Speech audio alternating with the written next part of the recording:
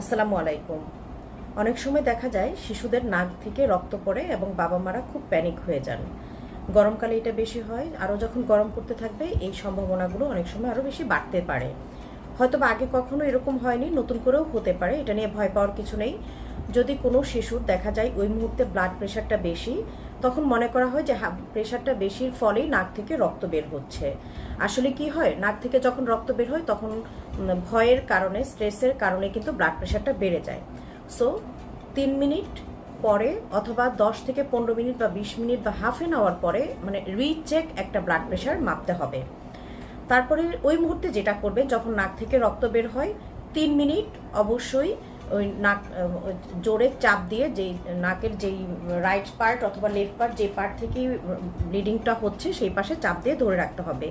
যদি বরফ থাকে আশেপাশে তাহলে বরফ দিয়ে চেপে রাখলে আরও তাড়াতাড়ি কিন্তু ব্লিডিং বন্ধ হয় এবং 3 মিনিট সেটা করতে হবে। সাধারণত দেখা যায় যে নাক বেশি ফোটায়, সেই ক্ষেত্রে হতে পারে। আবার অনেক সময় ফ্যামিলিয়াল কজ, সেজন্য হতে পারে। অতিরিক্ত তাপমাত্রা বেশি বা তাপমাত্রায় কাজ করছে বা খেলাধুলা করছিল, ওই কারণেও হতে পারে। আর পরবর্তীতে যেটা করতে হবে, নাক কান গলা বিশেষজ্ঞর কাছে যেতে হবে। ওখানে যেটা করা হয়, ওরা একটা মেডিসিন দিয়ে এখানে একটা প্যাক দিয়ে দেয় এবং আরও কোনো সমস্যা আছে কিনা সেগুলো একটু আমাদেরকে সর্ট আউট করে দেখতে হবে। সুতরাং ওই মুহূর্তে যখন নাক দিয়ে রক্ত বের হয়, প্যানিক হওয়ার কোনোই কারণ নেই।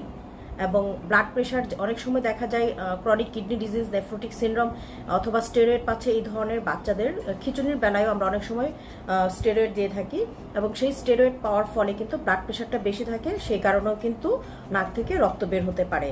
কাজেই সেই বিষয়গুলোকে আমাদেরকে খুঁজে বের করতে হবে। ধন্যবাদ।